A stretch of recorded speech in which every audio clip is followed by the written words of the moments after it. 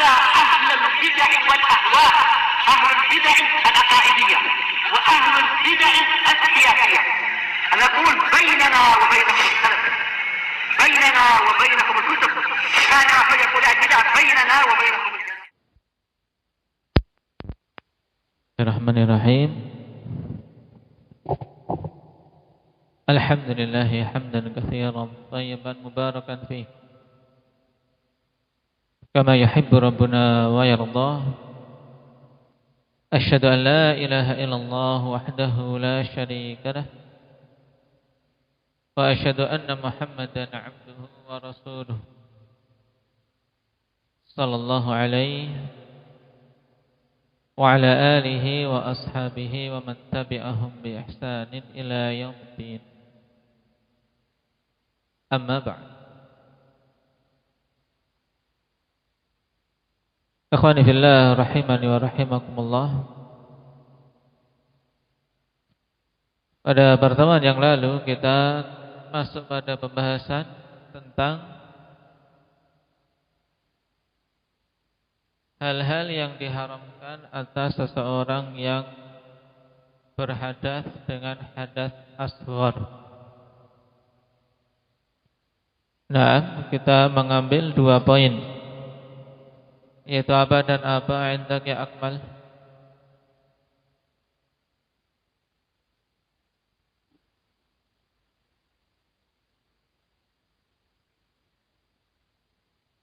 Nah, tidak boleh salat. Seorang yang berhadas dengan hadas asghar tidak boleh salat sampai apa? Sampai berwudu. Hafidh dalil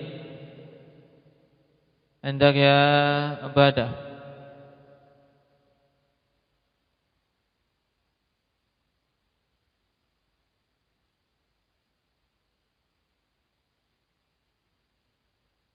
Baik. Nah, la yaqbalullahu salata ahadikum idza ahdatha hatta yatawadda. Dari siapa ini? Abi Hurairah. Muttafaqun alaih. Yang lainnya apa? Zakaria. Naam, la tuqbalu salatun bi ghairi tuhurin wala sadaqatun min ghulul. Baik, hadis apa? Abdullah bin Umar rawahu Muslim. Naam. Untuk salat jelas tidak diperbolehkan bagi seorang yang berhadas hadas asghar. Yang kedua yang disebutkan oleh Imam Sa'di apa? Badri. Tidak boleh tawaf di sekeliling Baitullah. Apa alasan beliau atau yang menjadi landasan dalam masalah ini oleh mereka-mereka yang berpendapat seperti ini? Nah, hadits Ibnu Abbas bagaimana itu?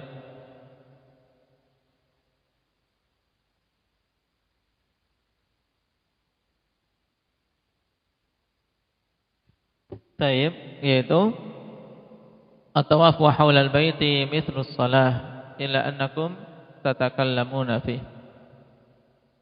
Nah, taib disamakannya tawaf dengan salat menunjukkan wajibnya berwudu. Ini salah satu pendapat yang dipilih oleh beberapa a'immah. Cuma hadis ini tingkatannya bagaimana? Indak ya Ismail?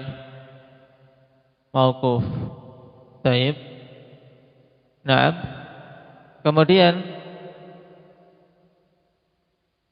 yang rajih dalam masalah ini apa? Hendak ya Mujahid.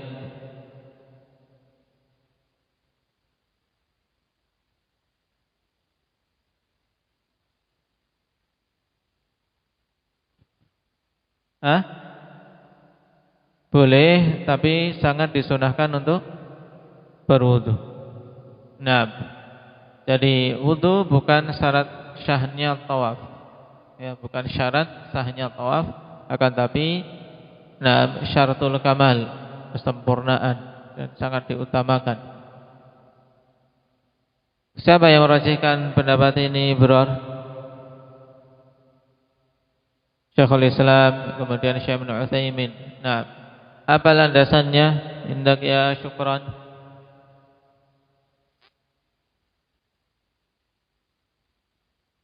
Kenapa tidak dikatakan syarat sahnya? Atau kita tidak mengatakan wajib berwudu untuk tawaf?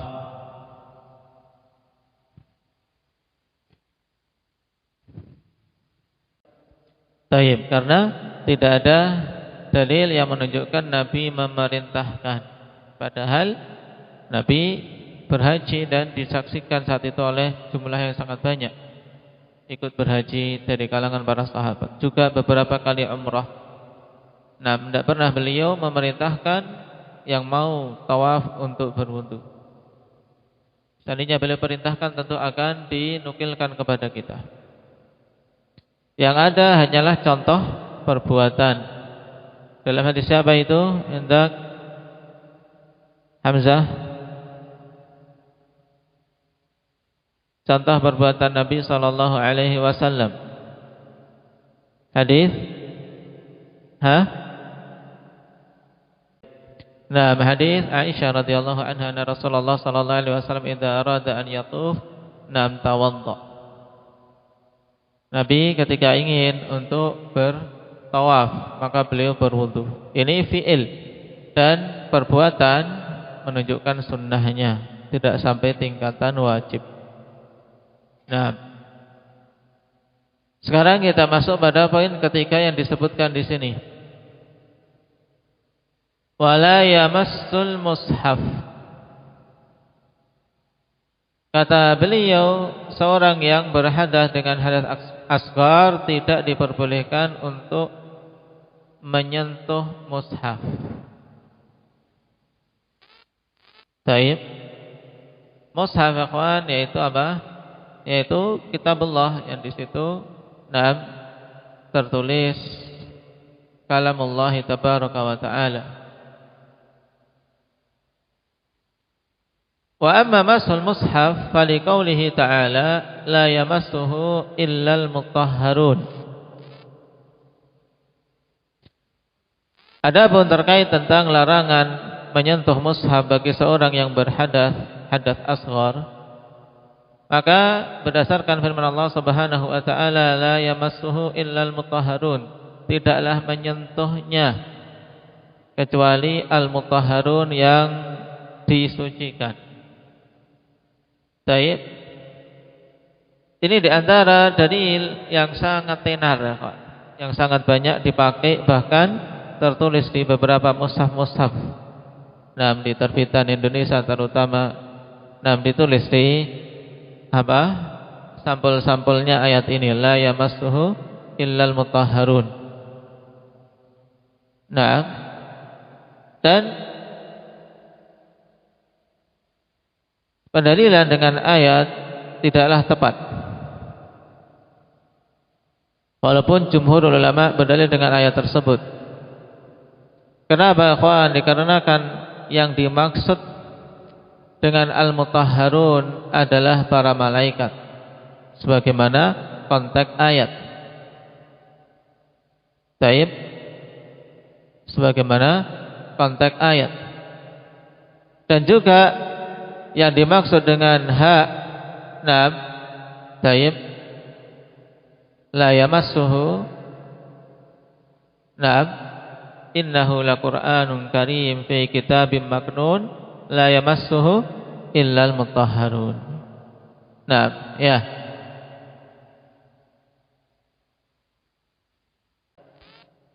Pada surat Al-Waqiah, maksud ayat adalah bahwasanya Al-Qur'an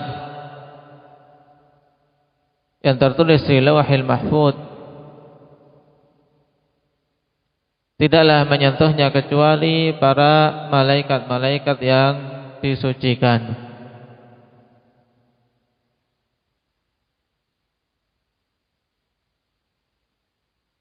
Jadi ayat kaitannya dengan malaikat, sebagaimana disebutkan oleh para mufassirun rahimahumullahu ta'ala.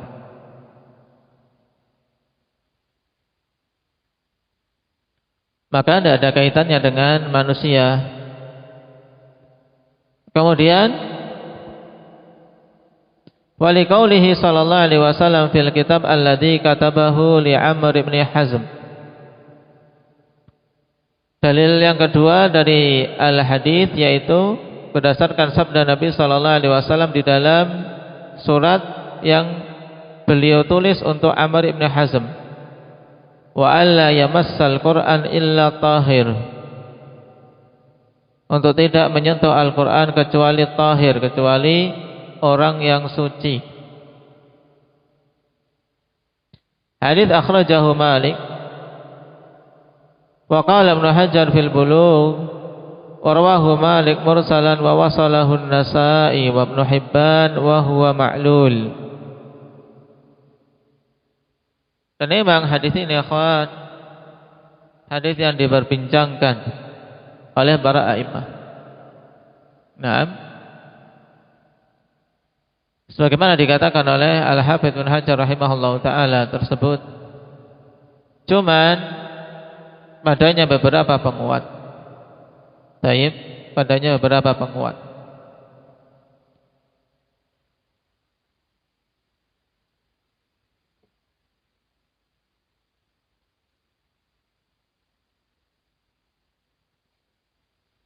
Dikeluarkan oleh Imam Abdul Razak juga dari jalan Ma'mar an Abdullah ibn Abi Bakar an abihi Abi Bakar ibni Amr ibni Hazm secara mursal.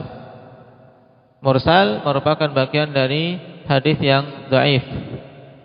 Dhaif. Cuma datang penguat dari hadis Ibnu Umar dikeluarkan oleh Imam Daruqutni, demikian pula Imam At-Tabrani. Dhaif. Rijalnya thiqat, hanya saja ada padanya An-Anah Ibnu Juraij. Menunjukkan apa? Ada kedhaifan tapi ringan. Juga ada penguat dari hadis Hakim Ibn Hizam, dikeluarkan oleh Daruqutni dan Tabrani. Pada sanadnya Suwaid, Abu Hatim dan Matar Al-Warraq. Keduanya dhaif tapi masih bisa jadikan penguat. Oleh karena itulah kesimpulannya hadis alla yamassal Qur'an illa tahir itu hadis yang hasan bisyawahidi. Nah, tingkatannya hasan bisyawahidi. Terlebih lagi telah diterima oleh para imam. Nah, riwayat mursal dari apa? Dari Abdullah bin Abi Bakar ibni Ammar ibni Hazm tersebut. Baik. Terus bagaimana dengan hadis ini? Apakah juga menunjukkan bahwasanya tidak boleh menyentuh Quran kecuali yang telah berwudu? Dijawab oleh Imam Asy-Syaukani ya kawan, dengan jawaban yang bagus. Imam Asy-Syaukani mengatakan walakinna at-tahir yutlaqu bil ishtiraki 'alal mu'min wat-tahir minal hadatsil akbari wal asghar. Sekarang apa? Dijawab dari sisi makna. Setelah hadis tersebut diketahui hasan bisyawahidi, berarti butuh kita mentaucih maknanya. Tahir di sini apa sih sebenarnya? Apakah tahir yang dimaksudkan tahir berwudu ataukah tahir itu seorang mukmin yang apa? Yang terbebas dari najisnya kesyirikan dan kekufuran. Imam Syaukani katakan kata tahir terkadang digunakan untuk orang yang beriman dan tahir digunakan untuk makna suci dari hadas akbar atau asghar. Demikian pula wa man laisa ala badanihi najasah juga digunakan untuk orang yang tidak ada di tubuhnya itu najis. Baik. Faman ajaza hamlal mushtaraki ala jami'i ma'anihi hamalahu 'alaiha huna. Maka siapa saja yang membolehkan untuk membawa makna kata mushtarak, ya, kata memiliki makna banyak, ini namanya kata yang mushtarak. Siapa saja membolehkan untuk membawa makna dari kata mushtarak kepada semua makna yang dicakup olehnya, maka dia membawa makna ini kepada semua makna tersebut. Taib, dan masalah ini dibahas dalam usul ya kawan. Taib. Dan kata Imam Asy-Syaukani, walladzi yatarajjahu anna al-mushtarak mujmalun fiha fala yu'malu bihi hatta yubayyan. Dan yang rajih bahwasanya lafaz mushtarak itu sesuatu yang mujmal, maka tidak diamalkan kecuali sampai dijelaskan maksudnya apa. Taib. Maksudnya apa?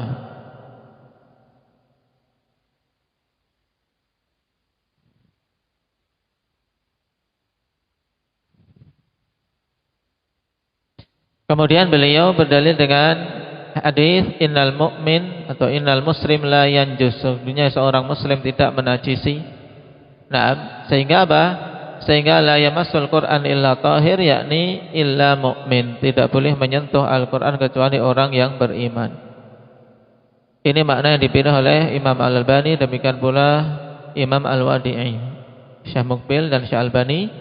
Nah, membawa makna bahwasanya tidak menyentuh Al-Quran kecuali orang yang beriman. Kenapa? Karena orang musyrik, orang kafir tidak boleh menyentuh Al-Quran. Baik.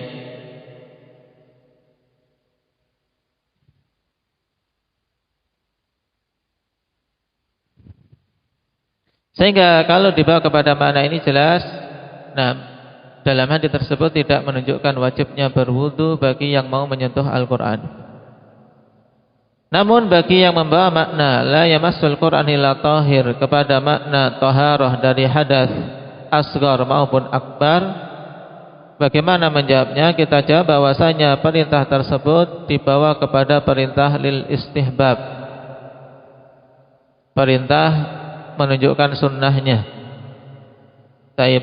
Apa yang mengalihkan dari wajib menuju istihbab, yaitu hadis innama umirtu bil wudu idza qumtu lis-shalah.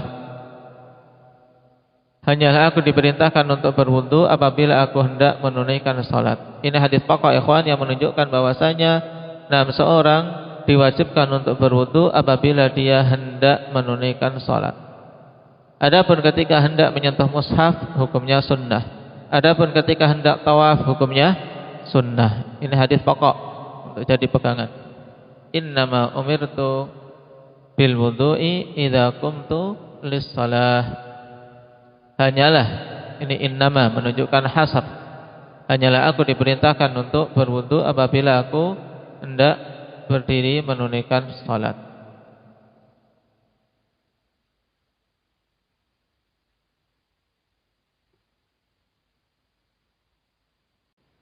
Berarti kesimpulan dari pembahasan kita tentang masalah menyentuh Al-Quran, apakah diwajibkan berwudu terlebih dahulu? Indak ya Adam. Tidak diwajibkan berwudu, tapi apa hukumnya? Disunnahkan. Taib, disunnahkan untuk berwudu. Taib, dalil pokok dalam masalah ini ikhwan, hadis Abdullah bin Abi Bakar bin Amr bin Hazm secara mursal, alla yamassal Qur'an illa tahir. Yang dikuatkan oleh hadis Ibnu Umar dan Hakim bin Hizam sehingga sampai tingkatan Hasan bi syawahidi. Alla yamassul Qur'an illa tahir. Dan tahir di sini kalau dibawa kepada makna taharah dari hadas, maka menunjukkan sunnahnya. Kenapa? Karena Nabi mengatakan innama umirtu bil wudu idza qumtu ilas shalah. Baik. Barakallahu fikum. Mungkin itu dulu kita ambil. Saya mau ada kepentingan keluar. Diingat-ingat. Naktahi bihadza subhanakallah bihamdik asyhadu an la ilaha illa anta astaghfiruka